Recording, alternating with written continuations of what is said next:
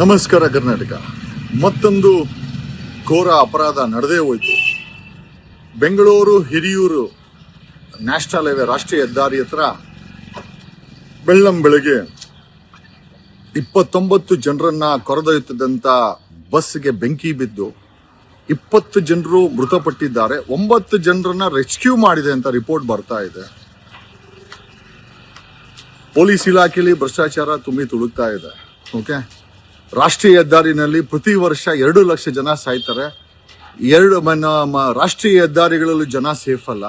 ಬಸ್ಸಲ್ಲಿ ಓಡಾಡಿದ್ರೆ ಬಸ್ಸುಗಳು ಬೆಂಕಿ ಹಚ್ಕೊಳ್ಳುತ್ತೆ. ಗಾಢ ನಿದ್ರೆಯಲ್ಲಿರುವಂಥ ವ್ಯಕ್ತಿಗಳು ಬೂದಿ ಆಗ್ಬಿಡ್ತಾರೆ. ಇದ್ದಕ್ಕಿದ್ದಂಗೆ ಅವರು ನಿದ್ರೆಯಲ್ಲೇ ಸುತ್ತೋಗಿರೋದು ಅವ್ರಿಗೂ ಗೊತ್ತಿಲ್ಲ. ಇಂಥ ಒಂದು ಇನ್ಸಿಡೆಂಟ್ ನಡಿಬೇಕಾದ್ರೆ ಪ್ರಶ್ನೆ ಏನಪ್ಪಾ ಅಂತಂದ್ರೆ, ಗೆಣಸ್ ಕೀಳಕ್ಕೋಸ್ಕರ RTO ಇಲಾಖೆನ ಮಡ್ಕೊಂಡಿದ್ದೀರಾ. ರೋಡ್ ಟ್ರಾನ್ಸ್ಪೋರ್ಟ್ ಡಿಪಾರ್ಟ್ಮೆಂಟ್ ಅವರ ಕೆಲಸ ಯಾವುದೇ ಬಸ್ಸು ಸೇಫ್ ಇಲ್ಲ ಅಂತಂದ್ರೆ ಅವುಗಳನ್ನ ಸಂಚಾರ ಮಾಡಲಿಕ್ಕೆ ಲಂಚ ತಗೊಂಡು ಬಿಡೋ ಅಂತ ಈ ಭ್ರಷ್ಟ RTO ಅಧಿಕಾರಿಗಳು ಉತ್ತರ ಕೊಡಬೇಕು. They should be A case on murder case. 20 ಜನರ ಮರ್ಡರ್ ಕೇಸ್ ಅನ್ನ RTO ಅಧಿಕಾರಿಗಳ ಮೇಲೆ ಸಂಬಂಧಪಟ್ಟಂತ ಪೊಲೀಸರು ರಿಜಿಸ್ಟರ್ ಮಾಡಬೇಕಾಗತ್ತೆ. ಪ್ರಶ್ನೆ ಏನಪ್ಪಾ ಅಂತಂದ್ರೆ, ಈ ಒಂದು ಬಸ್ ಓಡಾಡ್ಲಿಕ್ಕೆ ಪರ್ಮಿಟ್ ಕೊಟ್ಟಂತವ್ರು RTO, ಸಂಬಂಧಪಟ್ಟಂತ RTO ಎಂಟೈರ್ ಅಧಿಕಾರಿಗಳ ಮೇಲೆ FIR ದಾಖಲಿಸಬೇಕು. ಈ 20 ಜನರ ಸಾವಿಗೆ ಕಾರಣ RTO ಅಧಿಕಾರಿಗಳು, ಅವರ ಭ್ರಷ್ಟಾಚಾರ ಕಾರಣ.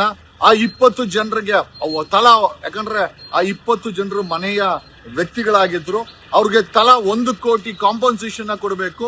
ಸಂಬಂಧಪಟ್ಟಂತ ಪರ್ಮಿಷನ್ ಕೊಟ್ಟಂತ RTO ಅಧಿಕಾರಿಗಳಿಗೆ FIR ಹಾಕಿ ಜೈಲಿಗೆ ಹಾಕಬೇಕು. ಈ ರೀತಿ ಇನ್ಸಿಡೆಂಟ್ ಆಗದಿದ್ದಂಗೆ ಒಂದು ಸ್ಟ್ರಿಕ್ಟ್ ಎನ್ಫೋರ್ಸ್ಮೆಂಟ್ ಅನ್ನ, ಯಾವುದೇ ಜನರನ್ನ ಕರ್ಕೊಂಡು ಹೋಗುವಂತ ಬಸ್ ಆಗಿರ್ಬೋದು, ಅದರ ಎನ್ಫೋರ್ಸ್ಮೆಂಟ್, ಅದರ ಸೇಫ್ಟಿಯನ್ನ, ಮತ್ತೆ ಸೇಫ್ಟಿ ಡೋರ್ಸ್ ಗಳನ್ನ ಮಾಡಲ್ಲ, ಸೇಫ್ಟಿ ತೊಡಲ್ಲ. ಲಂಚ ಕೊಟ್ರೆ FC ಪಾಸ್ ಮಾಡೋದು. ಆಫ್ ಕರೋ ಯಾರ್, ಕ್ಯಾ ದಿಮಾಗ್ ಹೈ, ಮೈ ಕರ್ ರಹಾ ಹೂಂ, ಜಗಹ ಆನ್ ಕರ್ ರಹಾ ಹೈ.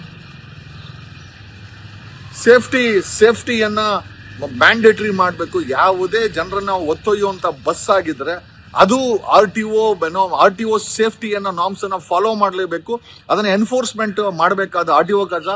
ಲಂಚ ಇಸ್ಕೊಂಡು FC ಪಾಸ್ ಕೊಡೋದು, ಲಂಚ ಇಸ್ಕೊಂಡು ಬಸ್ ಪಾಸಿಂಗ್ ಕೊಡೋದು, ಲಂಚ ಇಸ್ಕೊಂಡು ಒಂದೇ ನಂಬರ್ ಅಲ್ಲಿ 10 ಬಸ್ ಓಡಿಸೋದು ಒಂದು ಬಸ್ಸಲ್ಲಿ ಸೇಫ್ ಅಲ್ಲ, ರಾಷ್ಟ್ರೀಯ ಹೆದ್ದಾರಿಯಲ್ಲಿ ಸೇಫ್ ಅಲ್ಲ, ರೋಡಲ್ಲಿ ಸೇಫ್ ಅಲ್ಲ, ಪ್ಲೇನಲ್ಲಿ ಸೇಫ್ ಅಲ್ಲ. ಯಾಕಂದ್ರೆ ಪ್ಲೇನು ಬಿದ್ದೋಗುತ್ತೆ. ಟ್ರೈನಲ್ಲಿ ಸೇಫ್ ಅಲ್ಲ, ಟ್ರೈನು ಕೂಡ ಆಕ್ಸಿಡೆಂಟ್ ಆಗುತ್ತೆ, ಬಸ್ಸಲ್ಲಿ ಸುಟ್ಟೋಗ್ತಾರೆ ಅಂತಂದ್ರೆ ಇದು ಕರ್ನಾಟಕದಲ್ಲಿ 2ನೇ ಇನ್ಸಿಡೆಂಟು.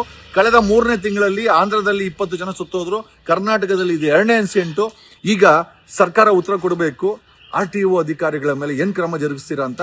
RTO ಅಧಿಕಾರಿಗಳನ್ನ ಸಸ್ಪೆಂಡ್ ಮಾಡೋದಲ್ಲ, ಸಂಬಂಧಪಟ್ಟಂತ RTO ಅಧಿಕಾರಿಗಳ ಮೇಲೆ FIR ಆಗಬೇಕು, ಕೊಲೆ ಕೇಸ್ ರಿಜಿಸ್ಟರ್ ಆಗಬೇಕು ಅಂತ ಈ ಮೂಲಕ ಕೇಳುತ್ತಾ, we will report from the ground. Thank you.